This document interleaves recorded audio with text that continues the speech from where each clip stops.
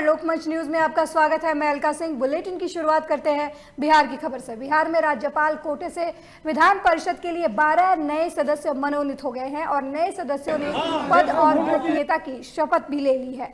राज्यपाल कोटे के एमएलसी के मनोनयन पर जीतन राम मांझी और मंत्री मुकेश सहनी ने नाराजगी जताई है। जेडीयू प्रवक्ता राजीव रंजन ने भी आपत्ति व्यक्त की है। एनडीए के सहयोगियों की नाराजगी को लेकर सीएम नीतीश ने यह स्पष्ट कर दिया है कि किसी की भी नाराजगी से उन्हें कोई फर्क नहीं पड़ता। नए सदस्यों के शपथ ग्रहण के बाद पत्रकारों से बातचीत के दौरान सीएम नीतीश ने कहा कि किसी के नाराज होने से उन्हें कोई फर्क नहीं पड़ता। मुख्यमंत्री के पास सीमित अधिकार हैं। राजनीति में किसी के कुछ बोलने या कहने से कोई फर्क नहीं पड़ता।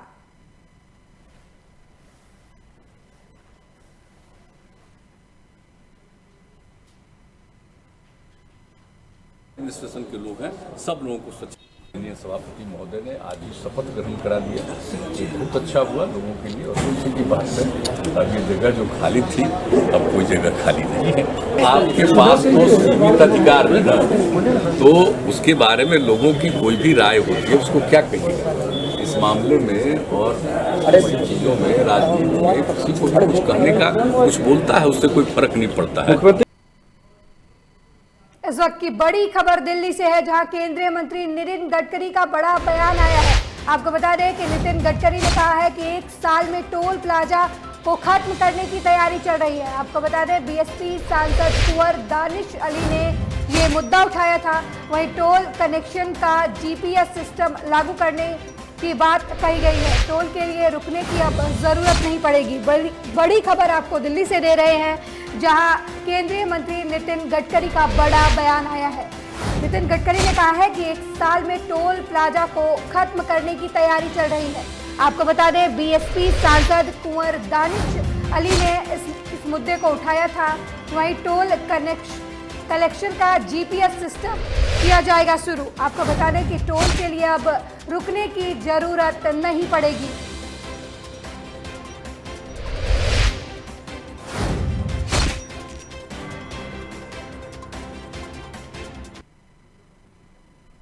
वहीं बस्ती जिले के वाल्टरगंज थाने के एसओ ने गूगल शीट की मदद से ऐसा सिस्टम बनाया है जिससे थानों का काम आसान हो जाएगा। बताया जा रहा है कि एक क्लिक पर सभी प्रकार की जानकारियां मिल जाएंगी। वहीं सिस्टम पूरे गोरखपुर जोन में लागू होगा। इतना ही नहीं, इसकी ट्रेनिंग भी जोन के 196 थाने के पुलिसकर्मियों को दी जाएगी, जिसकी शुरुआत एडीजी दफ्तर से की गई है। आपको बता दें कि एडीजी अखिल कुमार ने सिस्टम की सराहना करते हुए सिस्टम को पूरे गोरखपुर जोन में लागू करने का आदेश भी जारी कर दिया है। वहीं जल्द ही जोन के सभी थानों से एक पुलिसकर्मी को एनेक्सी भवन बुलाकर ट्रेनिंग दी जाएगी। जब मेरी नियुक्ति यहाँ पे हुई तो सबसे पहले मेरे पास जो समस्या आई वो ये था कि हमारे ऑफिस के लोग क्या क्या काम कर रहे हैं वो हमें बहुत कम जानकारी हो पाती थी। जब मैं रजिस्टर मंगा करके उसको देखता था तो एक पॉइंट वाइज चेक करने पर तब पता चलता था कि यह इस प्रार्थना पत्र की कार्रवाई अविशेष है, या ये जो प्रपत्र हमें मिले हैं जो न्यायालय के हैं या पुलिस प्रपत्र थे उनको कौन सा विलम्ब हो रहा है, रजिस्टर का अवलोकन से मुझे पता चलता था। तो इसमें काफ़ी प्रपत्र भी विलम्ब हो जाते थे सूचना भेजने में, और तमाम सारी चीज़ें पेंडेंसी पड़ी रह जाती थी, जिससे ऊपर से रिमाइंडर भी आते थे और एक असहज स्थिति का सामना करना पड़ता था। थानों पे जो प्रार्थना पत्र आते हैं, संबंध वारंट आते हैं और तमाम जो अन्य जो प्रोसेस का जो तामीले का जो सिस्टम है उसको पहले मैनुअल किया जा रहा था। उन्होंने इसको गूगल शीट पे उसको गूगल शीट पे डाटा एंट्री करके और इसको वहाँ से पे ऑनलाइन इसको उन्होंने मैनेजमेंट का एक वहाँ पे सिस्टम बनाया है, जिससे जो तमाम प्रार्थना पत्र हैं उन सभी को इसमें फीड किया जाता है। फीड करने के बाद में इनको संबंधित जांचकर्ता अधिकारी को इनको डिस्ट्रीब्यूट किया जाता है। तो उसका जो डिस्ट्रीब्यूशन है वो गूगल शीट के माध्यम से किया जाता है। इसका लिंक सभी जो थाने के जो एम्प्लॉई हैं इनके पास में शेयर किया जाता है, जिससे कि उनको जानकारी मिलती रहे कि उनके पास में क्या क्या पेंडेंसी है। वहीं उत्तराखंड के रुड़की में स्कूलों की फीस में 50% कटौती की मांग को लेकर आम आदमी सेना ने रुड़की में रोड मार्च निकाला। साथ ही मांग रखी कि जब तक देश के आम नागरिकों की आर्थिक स्थिति सामान्य न हो जाए तब तक स्कूलों की 50% फीस माफ कर दी जाए। वहीं रुड़की में चंद्रशेखर चौक से शताब्दी द्वार तक रैली निकाली गई, जहां रोड मार्च के दौरान प्रदेश उपाध्यक्ष दयाराम सिंह भाटी ने कहा कि कोरोना काल में जब से हुआ है तब से लोगों को रोजगार, नौकरी सब कुछ खत्म हो गया है और लोगों को घर तक चलाना मुश्किल हो गया है, जिसमें आम जनता पर आर्थिक और सामाजिक आघात पड़ा है। साथ ही उन्होंने कहा कि आज लोग इस स्थिति में नहीं है कि स्कूलों की फीस दे पाए। उन्होंने कहा कि आम आदमी सेना सरकार से मांग करती है कि जब तक देश के अभिभावकों की आर्थिक स्थिति सामान्य न हो जाए तब तक स्कूल फीस 50% कम ली जाए।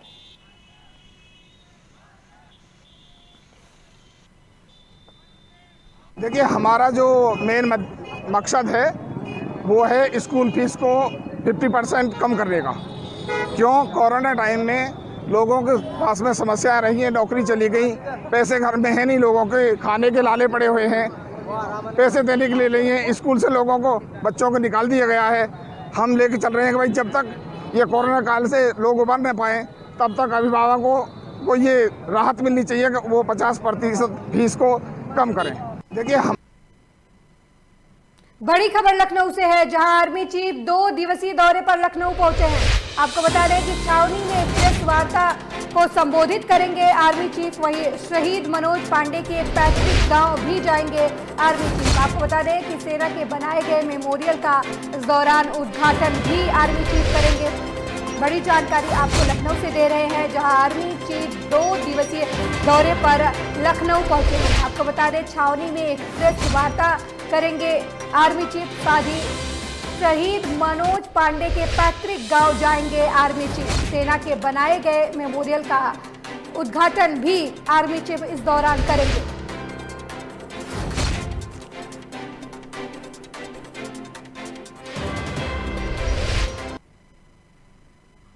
वहीं इटावा पहुंचे पूर्व मुख्यमंत्री अखिलेश यादव ने प्रदेश के मुख्यमंत्री योगी आदित्यनाथ के बंगाल प्रचार को लेकर निशाना साधा है। अखिलेश यादव ने कहा कि प्रदेश के मुख्यमंत्री उत्तर प्रदेश से ज्यादा बंगाल पर ध्यान दे रहे हैं। प्रदेश का विकास रोककर बंगाल में जाकर कह रहे हैं कि बंगाल का विकास करेंगे। प्रदेश की जनता ने इतने बड़े बहुमत से उन्हें चुना है, उसके बावजूद भी जनता महंगाई से परेशान है और देश में सबसे ज्यादा कानून व्यवस्था उत्तर प्रदेश की खराब है। साथ ही बंगाल की जनता से अपील करते हुए ममता बनर्जी को जिताने की अखिलेश यादव ने अपील की। उन्होंने कहा कि ममता बनर्जी की सरकार बंगाल को और आगे ले जाएगी। पश्चिम बंगाल के चुनाव का सवाल है। मैं देख रहा हूं कि उत्तर प्रदेश के मुख्यमंत्री जी उत्तर प्रदेश को छोड़ करके और पश्चिम बंगाल में ज़्यादा ध्यान दे रहे हैं और यहाँ तक कह रहे हैं कि वो उत्तर प्रदेश की उस धरती से आए हैं जो भगवान राम, भगवान श्री कृष्ण की धरती है।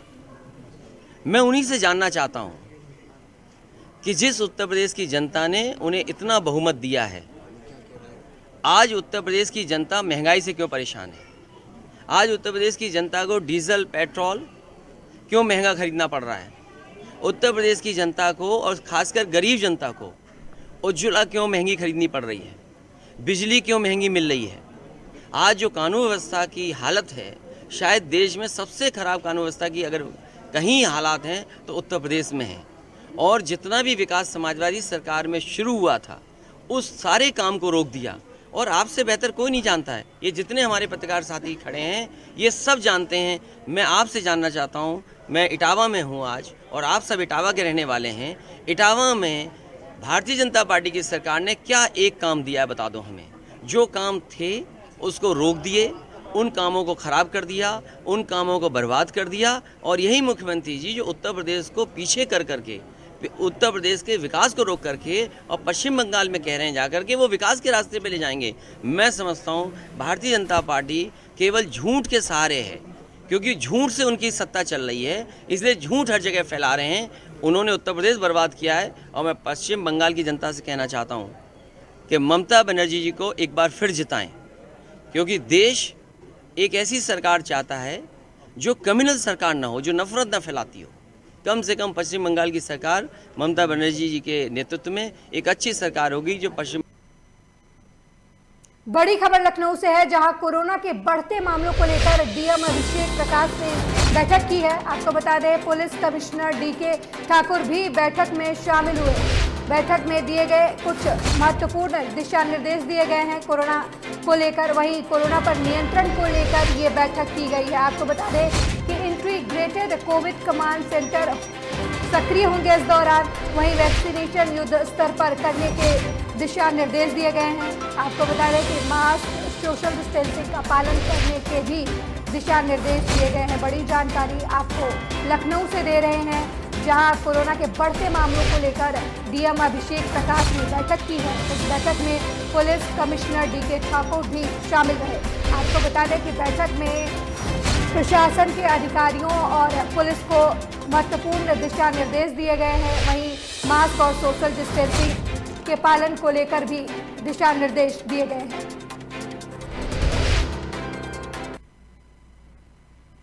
वहीं यूपी के महोबा में कोरोना की दूसरी लहर आने के बाद जिला प्रशासन मुस्तैद हो गया है। वैक्सीनेशन के बाद एक डॉक्टर सहित 2 संक्रमित केस मिलने के बाद स्वास्थ्य विभाग एक बार फिर से अलर्ट हो गया है। विभाग ने रेलवे स्टेशन पर लोगों को इकट्ठा होने से रोका है। साथ ही महानगरों से आने वाले यात्रियों की कोरोना जांच की जा रही है। आपको बता दें कि कोरोना की दूसरी लहर आ चुकी है। वहीं स्वास्थ्य केंद्र और प्राथमिक स्वास्थ्य केंद्रों की ओपीडी में आने वाले सभी लोगों के सैंपल लिए जा रहे हैं, ताकि कोरोना के बढ़ते प्रकोप को रोका जा सके। देखिए, अभी जो दूसरी लहर है ये अभी फोकस्ड है इंडिया में, तो उसमें जनपद महोबा बिल्कुल तैयार है। इसमें हम लोग फिर से 0 लेवल से स्टार्ट कर रहे हैं कि सैम्पलिंग ज़्यादा से ज़्यादा हो, और जहाँ इन पॉइंट है महोबा का, जैसे रेलवे स्टेशन, बस स्टैंड, इन सभी जगह, अभी बस स्टैंड पे तो नहीं हो पाया है लेकिन जल्दी हो जाएगा। लेकिन रेलवे स्टेशन में खास करके जो बॉम्बे की ट्रेन हैं उसमें 24 घंटे वहाँ पे स्थापित हो गई है।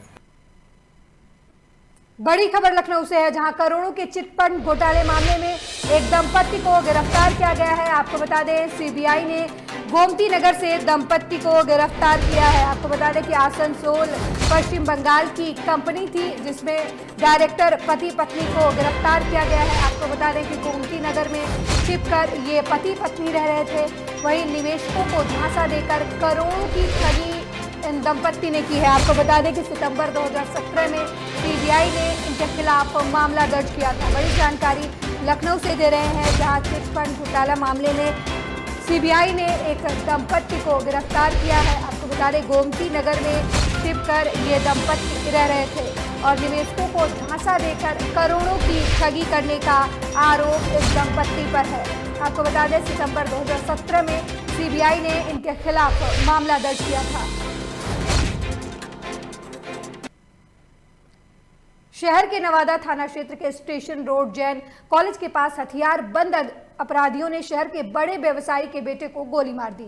युवक को गोली पेट में लगी है और वह गंभीर रूप से घायल हो गया है। इसके बाद उसे आनन फानन में शहर के बाबू बाजार स्थित निजी अस्पताल में ले जाया गया, जहां उसका इलाज कराया जा रहा है। बाइक सवार 2 हथियारबंद अपराधियों ने उसे गोली मारी है। सदर एसडीपीओ पंकज कुमार रावत शहर के निजी अस्पताल पहुंचे और जख्मी के परिजनों से घटना की जानकारी ली।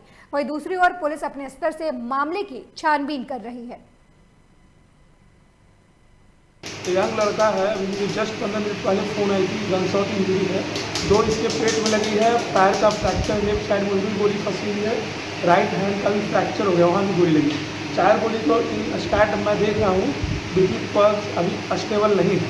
हमारे बेहोशी के डॉक्टर साहब आ गए हैं, हम लोग देन एंड देयर इसको पेट खोलने एक्सप्लोरेशन की तैयारी कर रहे हैं, फिर हम आधा 1 घंटा के बाद मैं आपको कुछ बता सकता हूँ। वहीं सबकी बड़ी खबर लखनऊ से है, जहां मंडल अध्यक्ष राकेश तिवारी ने आम आदमी पार्टी से इस्तीफा दे दिया है। आपको बता दें कि यूपी की जनता के लिए संघर्ष करता रहूंगा, ऐसा राकेश तिवारी ने कहा है। वहीं एक आवाज एक मिशन के संस्थापक संयोजक है राकेश तिवारी। बड़ी जानकारी आपको लखनऊ से दे रहे हैं, जहां मंडल अध्यक्ष राकेश तिवारी ने आम आदमी पार्टी से इस्तीफा दे दिया है। आपको बता दें, यूपी के जनता के लिए संघर्ष करता रहूंगा, ऐसा राकेश तिवारी ने कहा है। वहीं एक आवाज एक मिशन के संस्थापक और संयोजक हैं राकेश तिवारी। साथियों, आज मैंने एक निर्णय लिया है आप सबके सहमति से, और आप लोग चाहते भी थे। चूँकि मैं पहले से ही आप सबके साथ मिलकर के काफ़ी संघर्ष किया, आज भी करता हूँ। प्रदेश के 123 करोड़ जनता की आवाज़ को उठाता हूँ। हमने देखा कि कहीं न कहीं एक राजनीतिक मंच पे आने के बाद ये आवाज़ दब रही है। तो आप सब ने फिर एक हमको अपना आदेश दिया, अपना सलाह दिया, अपना विचार मेरे सामने रखा, तो मुझे भी लगा कि आप लोग सही कह रहे हैं। तो आज इन सब बातों को सुनकर मैं आम आदमी पार्टी व्यापार प्रकोष्ठ के अपने जो मंडल अध्यक्ष के पद से इस्तीफा दे रहा हूं। वहीं बरेली में भारतीय रेलवे की बड़ी लापरवाही सामने आई है। दरअसल दिल्ली से टनकपुर जा रही Purnagiri Janshatabdi express roll down हो गई। मतलब कि ट्रेन को जिस दिशा में आगे बढ़ना था उसकी उल्टी दिशा में ट्रेन चलने लगी। ट्रेन को उल्टी दिशा में चलती देख यात्रियों में हड़कंप मच गया। वहीं ट्रेन के उल्टा चलने के बाद गार्ड और लोको पायलट ने इसकी जानकारी कंट्रोल रूम को दी और कड़ी मशक्कत के बाद ट्रेन को रोका जा सका। वहीं इज्जत नगर मंडल के पीआरओ राजेंद्र सिंह ने बताया कि जब टनकपुर में होम सिग्नल से ट्रेन गुजर रही थी तो ट्रेन से कटकर एक गाय की मौत हो गई, जिसके बाद ट्रेन को रोकना पड़ा। वहीं जब ट्रेन को आगे बढ़ने के लिए वैक्यूम खींचा गया तो ट्रेन टनकपुर जाने के बजाय विपरीत दिशा में चलने लगी। वहीं ट्रेन में सवार 64 यात्रियों को सड़क मार्ग से उनके स्टेशन तक पहुंचाया गया। रेलवे के पीआरओ ने बताया कि मामले के उच्च स्तरीय जांच के आदेश दिए गए हैं। जांच रिपोर्ट आने के बाद आगे की कार्रवाई की जाएगी। 05026 Delhi Tanakpur Janshatabdi express Tanakpur railway station के पास होम सिग्नल के पास एक गाय कट गई, जिसकी वजह से यह हादसा हुआ। इस दुर्घटना की जांच के लिए 3 जे ग्रेड ऑफिसर्स की टीम गठित कर दी गई है। जो कर्मचारी इसमें दोषी पाया जाएगा उसके विरुद्ध अनुशासनात्मक। बड़ी खबर हरदोई से है, जहां पंचायत चुनाव को लेकर पुलिस ने बड़ी कार्रवाई की है। आपको बता दें कि 24 घंटे में अवैध शराब को लेकर पुलिस ने छापेमारी की है, जिसमें 100 लोगों को अवैध शराब बनाते हुए पुलिस ने गिरफ्तार किया है। आपको बता दें कि आबकारी एक्ट में 75 मामले दर्ज किए गए हैं। वहीं पुलिस अधीक्षक के निर्देश पर यह कार्रवाई की गई है। बड़ी जानकारी आपको हरदोई से दे रहे हैं, जहां पंचायत चुनाव को लेकर पुलिस की बड़ी कार्रवाई की गई है। आपको बता दें कि 24 घंटे में अवैध शराब को लेकर पुलिस ने जगह जगह छापेमारी की है, जिसमें 100 लोगों को अवैध शराब बनाते हुए गिरफ्तार किया गया है। जनपद हरदोई में शराब को लेकर एक वृहद स्तर का अभियान चलाया जा रहा है, जिसमें कि हमारी आबकारी और पुलिस की संयुक्त टीम लगातार छापेमारी कर रही है और जगह जगह पर जहां भी शराब बनने की सूचनाएं हैं और ऐसे स्थान हैं, ऐसे लोग हैं जो पूर्व में इस प्रकार इन घटनाओं में संलिप्त रहे हैं, उन पर विशेष रूप से हमारा जोर है और प्रयास यही है कि जनपद में अधिक से अधिक संख्या में इस प्रकार के लोगों के खिलाफ सख्त कार्रवाई की जाए। और मैं आपको बता दूं कि कल 24 घंटे के अंदर लगभग 75 मुकदमे दर्ज किए गए हैं जो शराब को लेकर हैं और लगभग 100 के करीब लोग गिरफ्तार किए गए हैं और ये कार्रवाई अगर आने वाले दिनों में लगातार जारी रहेगी और विशेष रूप से पंचायत चुनाव से पहले इस अभियान में और तेजी लाई जाएगी और ये इंश्योर किया जाएगा कि शराब और इस प्रकार के जो संलिप्त लोग हैं उनमें अधिकतम। वहीं बस्ती के बभना शुगर मिल के हरैया गन्ना क्रय केंद्र पर घटतौली और जाम से परेशान गन्ना किसानों ने जमकर हंगामा किया। दरअसल पिछले 3 महीने से गन्ना किसान अपनी फसल का तौल कराने के लिए लाइनों में खड़े थे और जाम की स्थिति से जूझ रहे थे। वहीं फसल का तौल न होने से नाराज आक्रोशित किसानों ने क्रय केंद्र हरैया में जमकर विरोध किया। आपको बता दें कि किसानों ने बताया कि 3 दिन से लाइनों में खड़े हैं और गन्ना सूख रहा है, गन्ने का वजन भी कम हो रहा है। किसानों के अचानक हल्ला बोलने से बभनान चीनी मिल के अधिकारियों के आनन फानन मौके पर पहुंचे और घंटों समझाइश के बाद तौल का काम फिर से शुरू किया।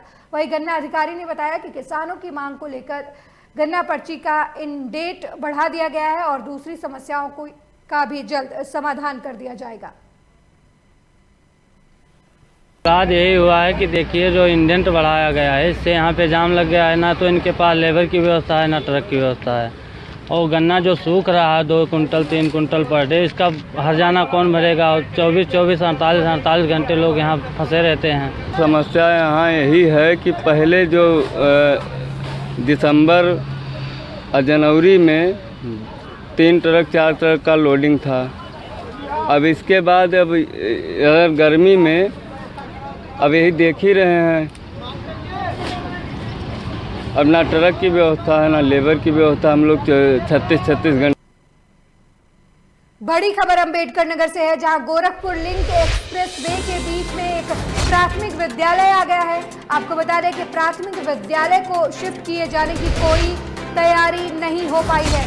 विद्यालय में पढ़ने वाले छात्रों को समस्याओं का सामना करना पड़ रहा है। आपको बता दें कि जहांगीरगंज अंतर्गत सिमरा तप्पा हवेली का मामला बताया जा रहा है। बड़ी जानकारी आपको अंबेडकर नगर से दे रहे हैं, जहां गोरखपुर लिंक एक्सप्रेसवे के बीच एक प्राथमिक विद्यालय आ गया है, लेकिन प्राथमिक विद्यालय को शिफ्ट किए जाने की कोई तैयारी अभी तक नहीं हो पाई है। आपको बता दें कि विद्यालय में पढ़ने वाले छात्रों को काफ़ी समस्याओं का सामना करना पड़ रहा है। जहांगीरगंज अंतर्गत सिमरा तप्पा हवेली का ये मामला बताया जा रहा है।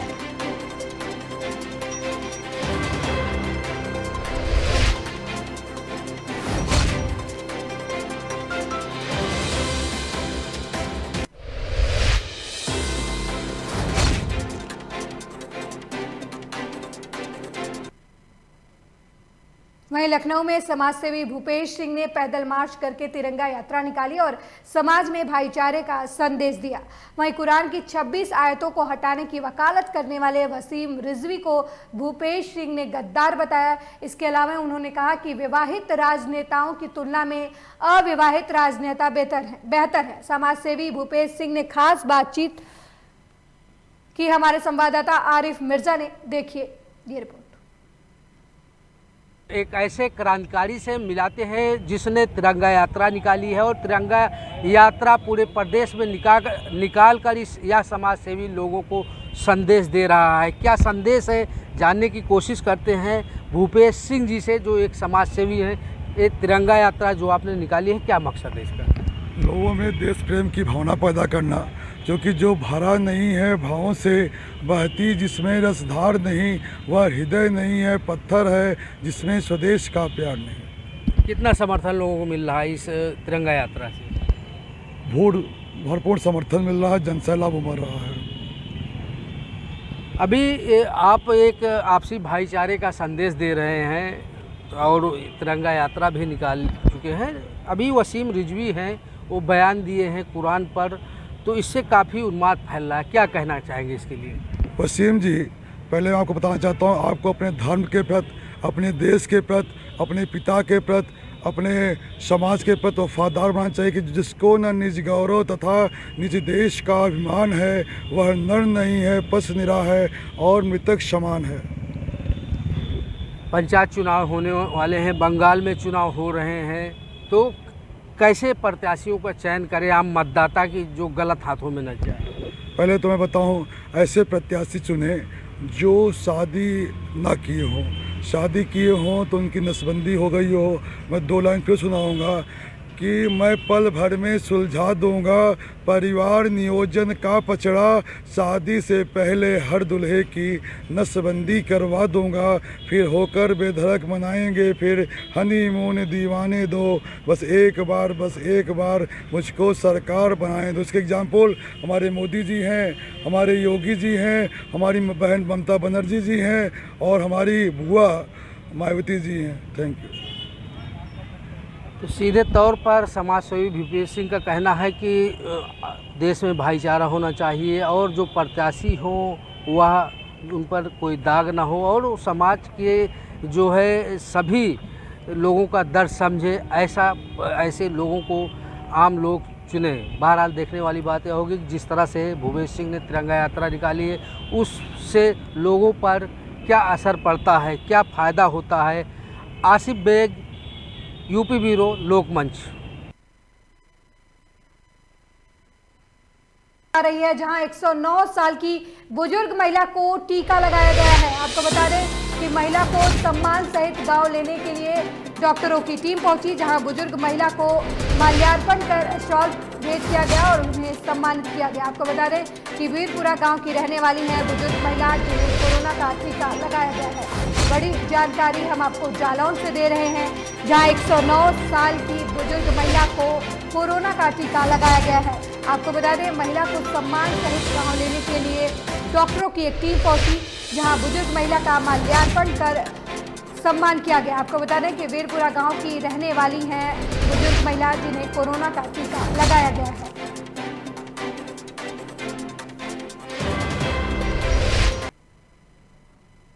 वहीं सरकार के निर्देश पर सहरसा में विभिन्न सरकारी कार्यालयों में आग की आपदा से निपटने के लिए फायर ऑडिट किया गया है। अग्निशमन विभाग के अधिकारियों के नेतृत्व में अग्निशमन कर्मियों ने विभिन्न सरकारी कार्यालयों में सुरक्षा का जायजा लिया। इस दौरान जिला समाहरणालय स्थित कई कार्यालयों में अग्निशमन कर्मियों द्वारा निरीक्षण किया गया। साथ ही भविष्य में अग्नि आपदा से निपटने के लिए जानकारी दी गई। मौके पर मौजूद अग्निशमन अधिकारियों ने बताया कि सरकार के निर्देश पर सभी सरकारी कार्यालयों का फायर ऑडिट किया जा रहा है, जिसके बाद फायर ऑडिट का प्रतिवेदन सरकार को भेजा जाएगा, ताकि आग की आपदा से निपटने के लिए आवश्यक कदम उठाए जा सके। फायर ऑडिट किया जा रहा है। सरकार का निर्देश है कि सभी सरकारी कार्यालयों का फायर ऑडिट कर प्रतिवेदन भेजा जाए, ताकि उस प्रतिवेदन के आधार पर सरकार अग्नि आपदा से उस ऑफिस को बचाने के लिए आवश्यक कदम उठा सके और आवश्यक उपाय कर सके। एक तो फायर सेफ्टी मेजर्स देखा जाता है कि वहाँ कितना फायर सेफ्टी मेजर्स है। दूसरा देखा जाता है कि वहाँ के जो पर्सनल हैं वह फायर में ट्रैप होने पर निपटना जानते हैं उससे कि नहीं निपटना जानते हैं। तीसरा वहाँ देखा जाता है कि अगर फायर का इंसिडेंस हो जाता है तो हम कैसे उसमें ट्रैप लोगों को एस्केप कराते हैं, बाहर निकालते हैं। बड़ी खबर एटा से है, जहां एटा उप जिला अधिकारी की कार्रवाई से हड़कंप मचा हुआ है। आपको बता दें कि अस्पतालों और पैथोलॉजी सेंटर पर छापेमारी की कार्रवाई की गई। वहीं पैथोलॉजी सेंटर समेत एक्सरे सेंटर भी सीज किए गए। बड़ी जानकारी आपको हम एटा से दे रहे हैं, जहां एटा उप जिला अधिकारी की कार्रवाई से हड़कंप मचा हुआ है। आपको बता दें अस्पतालों और पैथोलॉजी सेंटर पर छापेमार कार्रवाई की गई है। इस दौरान पैथोलॉजी सेंटर समेत एक्सरे सेंटर सीज किए गए हैं। ऐसी सूचना मिली थी कि तहसील अलीगंज में अवैध रूप से क्लिनिक या हॉस्पिटल या पैथोलॉजी का जो है संचालन किया जा रहा था। इस क्रम में अभियान चलाया गया है। इसमें 4 हॉस्पिटल या क्लिनिक के नाम 2 पैथोलॉजी हैं, उनको जो सील किया गया है मौके पर जाकर, और 2 हॉस्पिटल को भी मौके पर जाकर पाया गया कि उनके पास जो कागजात थे वो प्रदर्शन नहीं दिखा पाए। ऐसी सूचना मिली थी कि तहसील। इस बुलेटिन में मेरे साथ फिलहाल इतना ही। देखते रहिए लोकमंच न्यूज़। नमस्कार।